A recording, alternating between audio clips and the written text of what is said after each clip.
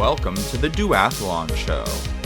Today's episode, Tour de France 2023 preview, Americans in Paris. A preview of all the American riders who will be in the Tour de France this July. Ben Franklin, John Singer Sargent, Gertrude Stein, Ernest Hemingway, Nina Simone. Americans in France have been a thing since the colonial days. This summer, the Stars and Stripes will be back in France, home of the Bleu, Blanc et Rouge, for the world's greatest cycling race, the Tour de France. The Duathlon Show has a firm international focus, but I am, of course, American, so I am excited to bring you this special preview of Americans in Paris, the American cyclists who will be riding in the Tour de France 2023, starting July 1st. As a disclaimer, the rosters for every team haven't been established yet, so these names represent best guesses as to which riders are likely to appear, as well as some names that have been provisionally announced. In last year's Tour de France, there were 7 American riders. 2021 had 4, 2020 had 3. This year it looks like there might be 5 or 6 Americans riding, based on my best guesses. We're going to preview those 5 or 6 riders, as well as a few more that I do not believe will be at the race. At the end of the episode, I'm also going to talk about some American women riders who will be riding in the Tour de France Femmes. That's the women's version of the tour, which starts on the last day of the men's edition. The first rider up is Nielsen Powless. He was featured in Netflix's recent Tour de France Unchained show. This 26-year-old rider is on the American team EF Education Easy Post. He's from Sacramento, California. He's actually Oneida, so he's the first U.S. Native American to compete in the Tour de France. He has ridden this race before. Neilson's career highlights include a win in 2021 at the San Sebastian Classic, a general classification win at the Étoile de Bessèges this year, and 5th in the World Championships road race in 2021. You can tell by Neilson's palmarès, or record of career achievements, that he's a very well-rounded athlete. He can ride for a high general classification or overall result in a week-long or 3-week stage race, or ride for the win in a big one-day race. Typically, riders focus on one or the other skill set and don't have both, so Neilson is a special guy. What to look out for at Neilson's Tour de France this July? Is he going to be riding for GC, for stage wins, or as a domestique or support rider? He's a guy who can ride for GC just as easily as he can for a stage win. The EF team has potentially 3 GC leaders, though, including Neilson. The other 2 are more experienced and have a better palmarès than he does. Richard Carapaz is the reigning Olympic road race champion and a former Grand Tour winner at the Giro d'Italia. Rigoberto Urán has won stages at all 3 Grand Tours and finished 2nd at the Tour de France in 2017. But it was Neilson who came within seconds of leading the race overall during one stage in last year's Tour de France. Even one day in the yellow jersey would be a huge coup for his EF Education team. If Neilson ends up competing for the GC, a top 10 would be an excellent result for this rider. If he does not, look for him to try to get in some breakaways and win an individual stage. That would also be a gigantic result. The next American rider we're going to discuss is Sepp Kuss. This 28-year-old from Durango, Colorado is known as a super domestique. He's been the leading helper in the mountains for the Dutch Jumbo-Visma team for the past several years. He's known as a super domestique because in a different timeline, Sepp Kuss could be a Grand Tour winner himself. If he wanted to, he could have left Jumbo years ago and been the main GC leader for a smaller team. He's ridden 10 Grand Tours in his career, and he has 2 stage wins. Had he been a featured rider and been able to ride more selfishly, he'd probably have 10 Grand Tour stage wins or more by now. He's absolutely got that ability. But Sepp is a guy who's embraced the role of helper, and he's helped his teammates Primož Roglič and Jonas Vingegaard win Grand Tours in the past. And he gets highly paid to do it, probably the highest paid rider I'll be mentioning today. What to watch for this summer? Look out for Sepp Kuss in the high mountains of the Alps and Pyrenees this July. He'll probably be at the front of a small group of elite climbers with his team leader Jonas Vingegaard sheltered right behind him. serving as a launch pad for Jonas to launch that devastating final attack. Sepp might end up 12th or 18th or 40th on a specific stage, but if his team leader finishes first, that's job well done for this mountain goat climber from Durango. Oh, and by the way, he'll be coming off a successful last ride in the Giro d'Italia this May, where he finished 14th overall in GC, but helped his team leader Roglic ride to victory in the pink jersey of that race. So he might start the race a bit slow in July, but look for him in the second and third weeks of the Tour de France in the high mountain stages. Next up is Lawson Craddock. Known as an all-rounder, a guy who can do a little bit of everything, this 31-year-old from Houston is a rider for the Australian team Jayco Alula. Alula, the co-sponsor, is actually a sports washing project brought to you courtesy of the government of Saudi Arabia. What to watch for this summer at the Tour de France. Lawson Craddock is tough as nails. He's famous for racing in the 2018 Tour and crashing violently during the first stage, causing a hairline fracture in his scapula. But he continued racing. He was the last rider to cross the finish line every single stage, and he ended up finishing last overall in the race. There were many photos of him with blood pouring out of the side of his face. Cycling can be a bit of an old-fashioned sport, so the idea of riding through the pain, even if you've got a serious injury, is definitely lionized, for better or for worse. Lawson Craddock will be riding all out to protect his GC leader Simon Yates and his sprint leader Dylan Groenewegen. Often he'll be doing the thankless task of riding at the front of the peloton and eating the wind to protect the big stars on his team behind by chasing down breakaways or setting a hard pace.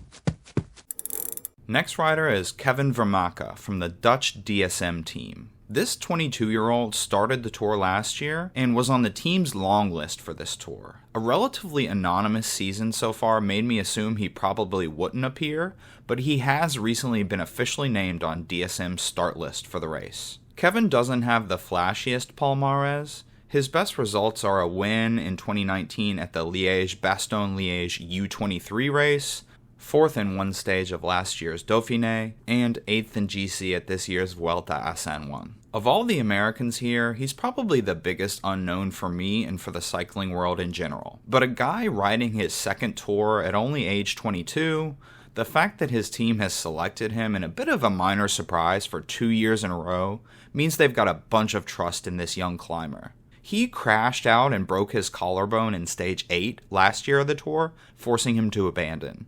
So he'll be back wanting to finish the race for the first time this year on the cobblestones of the Champs-Élysées. He'll most likely be riding in support of team leader Romain Bardet. The next rider up is Joe Dombrowski. He's actually a maybe for this year's Tour de France. Currently, one third-party cycling results website lists him on the provisional start list, but the other popular one does not. And his team hasn't made the official announcement yet, so I can't be quite sure. Joe is another rider you might class as a domestique. He's a 32-year-old veteran who rides for one of the more interesting teams in the World Tour, Astana Kazakhstan. Joe's palmarès include a GC win at the Tour of Utah in 2015 and one stage win in the 2021 Giro d'Italia. Astana is a World Tour team sponsored by a coalition of state-owned companies from Kazakhstan and named after its capital city. This team has got some notoriety for a few reasons. It's been involved in some major doping scandals in the past. It was Lance Armstrong's home for a brief but darkly hilarious 2009 season. And of course, it is in itself a sports washing project operated by an authoritarian government of Kazakhstan, which does not have free elections or a good human rights record. But hey, you can't always choose your bosses in this world, and that's especially true for cycling team sponsors. Joe Dombrowski himself is known as a consummate pro and has never been personally connected to any of this nonsense. But it's important to recognize that there will be up to 5 state-backed sports washing sponsors at this year's Tour de France, highlighted by UAE Team Emirates. Then there are at least 3 big petroleum company sponsors. Unlike professional teams in other sports, cycling teams only spend money. They don't make money. You don't really sell tickets to a bicycle race. You just walk out to the side of the road and stand there for free. So it's always been true that cycling teams have been supported by sponsors who are willing to pay the money in return for the exposure. Traditionally, these sponsors were bicycle manufacturers or coffee companies. These days, they happen to be dictatorships. So it goes. What to watch for. Look out for Joe Dombrowski in the mountains, supporting his GC team leader Alexei Lutsenko as he rides for a top 5 or top 10 in this race. He may also be drafted into the sprint lead-out train from Mark Cavendish, the British superstar in his last year of racing. Storyline alert. Mark Cavendish is tied with Eddie Merckx for the all-time lead in Tour de France Stages 1 at 34. Can he win his 35th stage at age 38 and complete the fairy tale ending for his career? Can he do that with an Astana team, which has always been known more for its actions in the high mountains than on the flat sprint stages that Cav can win? The absolute peak of drama would be if Cav wins that final iconic stage of the race on the Champs-Élysées in Paris to go to 35. Last American cyclist who I do believe will be at the race is Matteo Jorgensen. This 23-year-old rider from Walnut Creek, California is on the Spanish Movistar team. Movistar is not the typical destination for an American rider historically, but Matteo is a unique guy, and he's thriving on this team. He's having a breakout season this year, with a GC win at the Tour of Oman and second in GC at the Tour de Romandie. Matteo is a rider who will be going into this race as secondary GC leader or co-leader with the Spanish team's favorite son, the man from Mallorca, Enric Mas. Mas can run hot and cold, so Movistar will also want to protect Matteo for as long as he can stay competitive in the race. He finished 20th overall in last year's tour. Top 10 would be an incredible result for Matteo this year. Depending on how things shake out, I would not be shocked to see him get there.